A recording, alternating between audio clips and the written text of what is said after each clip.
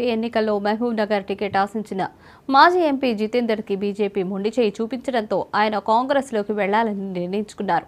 ఈ క్రమంలో జితేందర్ సీఎం నివాసంలో మర్యాదపూర్వకంగా కలిశారు.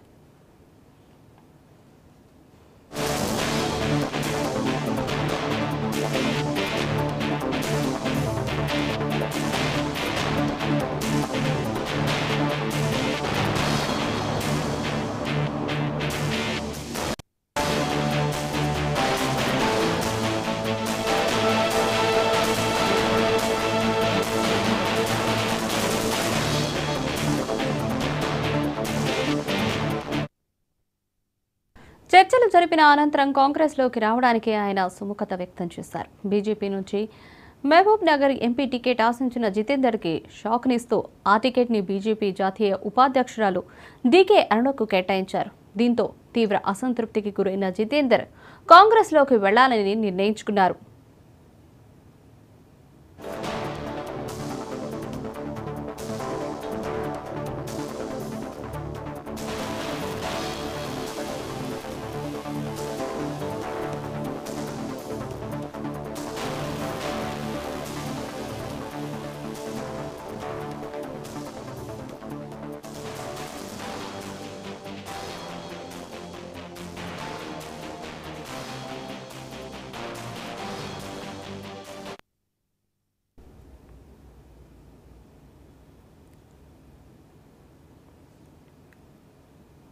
తెలంగాణ రాష్ట్ర బీజేపీకి బిగ్ షాక్ తగిలింది. ఎంపీ ఎన్నికల్లో మహబూబ్ నగర్ టికెట్ ఆశించిన మాజీ ఎంపీ జితేందర్కి బీజేపీ మొండి చేయి చూపించడంతో ఆయన కాంగ్రెస్లోకి వెళ్లాలని నిర్ణయించుకున్నారు. ఈ క్రమంలో జితేందర్ సీఎం నివాసంలో మర్యాదపూర్వకంగా కలిశారు. చర్చలు జరిపిన అనంతరం కాంగ్రెస్లోకి రావడానికి ఆయన సుముఖత వ్యక్తం చేశారు. బీజేపీ నుంచి మహబూబ్ నగర్ ఎంపీ టికెట్ ఆశించిన జితేందర్కి షాక్నిస్తూ ఆ టికెట్ని బీజేపీ జాతీయ ఉపాధ్యక్షురాలు డీకే అరుణకు కేటాయించారు. దీంతో తీవ్ర అసంతృప్తికి గురైన జితేందర్ కాంగ్రెస్లోకి వెళ్లాలని నిర్ణయించుకున్నారు. దీనిపై మరిన్ని అప్డేట్స్ మా ఇన్పుట్ ఎడిటర్ నవీన్ అందిస్తారు. నవీన్, చెప్పండి. బీజేపీ సీనియర్ నేత జితేందర్ రెడ్డి నివాసానికి తెలంగాణ ముఖ్యమంత్రి రేవంత్ రెడ్డితో పాటు రాష్ట్ర మంత్రి పొంగులేటి శ్రీనివాసరెడ్డి కూడా ఇద్దరు వెళ్లి కలిసినటువంటి పరిస్థితి నెలకొంది. ముఖ్యంగా బీజేపీలో ఉన్నటువంటి పరిస్థితులు కావచ్చు, జితేందర్ రెడ్డి ఇప్పటికే హైకమాండ్ ని కొంత వ్యతిరేకిస్తూ కొన్ని ట్వీట్ కూడా చేసినటువంటి పరిస్థితి నెలకొంది. ఎందుకంటే జితేందర్ రెడ్డికి ఎంపీ సీట్ అంటే మహబూబ్నగర్ సీట్ కావాలని చెప్పేసి గతంలోనే ఢిల్లీలో ఉన్నటువంటి బీజేపీ అధిష్టానం కూడా కోరడం జరిగింది. దాంతో పాటు రాష్ట్రంలో ఉన్నటువంటి బీజేపీ నేతలను కూడా అడిగినటువంటి పరిస్థితి నెలకొంది. కానీ ఆ సీటు డీకే అన్నకి ఇవ్వడంతో కొంత బీజేపీపై కూడా కొంత అసంతృప్తిగా ఉన్నటువంటి పరిస్థితి నెలకొంది. అయితే బీజేపీ ఇటీవల ఏర్పాటు చేసినటువంటి కొన్ని కార్యక్రమాలకు కూడా జితేందర్ రెడ్డి దూరంగా ఉన్నటువంటి పరిస్థితి ఉన్నటువంటి నేపథ్యంలో ఇప్పుడు లోక్సభ ఎన్నికలు దగ్గర పడుతున్నటువంటి నేపథ్యంలో కొంత బీజేపీకి ఇది ఒక షాక్ అని చెప్పుకోవచ్చు. ఎందుకంటే జితేందర్ రెడ్డి బీజేపీలో అలా సీనియర్ నేతగా ఉండడం జరిగింది. దానికంటే ముందు ఆ ఎంపీగా కూడా గెలిచినటువంటి పరిస్థితి నెలకొంది.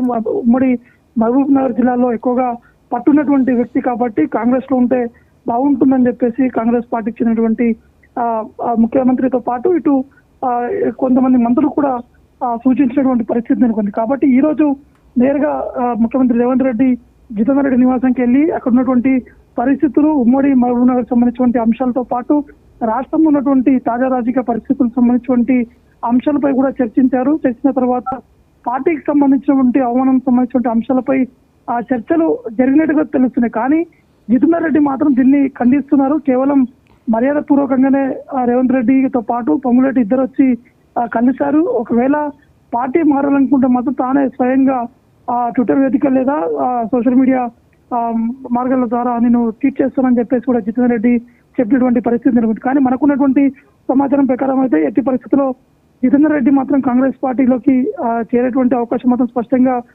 కనిపిస్తున్నాయి. ఆల్మోస్ట్ ఆల్ చేరినట్టు మాత్రమే మనకి కాంగ్రెస్ పార్టీ వర్గాల నుంచి కూడా ఈ యొక్క సమాచారం ఉంటుంది. కానీ ఇటు లోక్సభ సంబంధించినటువంటి సీట్ సంబంధించినటువంటి విషయం చూసుకుంటే మాత్రం ఇటు ఆల్రెడీ కాంగ్రెస్ పార్టీ ఇద్దరు సీనియర్ నేతలు ఇటు మహబూబ్ నగర్ తో పాటు నాగర్ కర్నూలు సంబంధించినటువంటి లోక్సభ సెగ్మెంట్ కి సంబంధించినటువంటి వారి పేర్లను కూడా ప్రకటించారు. కానీ జితేందర్ రెడ్డికి ఒక కీలకమైనటువంటి పదవి కూడా ఇస్తామని చెప్పేసి ఇటు రేవంత్ రెడ్డి కూడా హామీ ఇచ్చినట్టు కూడా తెలుస్తుంది. కాబట్టి ఏదైతే ఇప్పుడు కాంగ్రెస్ పార్టీ నిర్వహించేటువంటి భారీ బహిరంగ సభ అంటే ఈ యొక్క వారం 10 రోజుల్లో కాంగ్రెస్ పార్టీ ఒక ప్లాన్ కూడా చేస్తుంది, సభను నిర్వహించాలని చెప్పేసి ఆ సభ వేదికగానే జితేందర్ రెడ్డి కాంగ్రెస్ పార్టీ తీర్థం గుర్తుకునేటువంటి అవకాశం మాత్రం స్పష్టంగా కనిపిస్తుంది.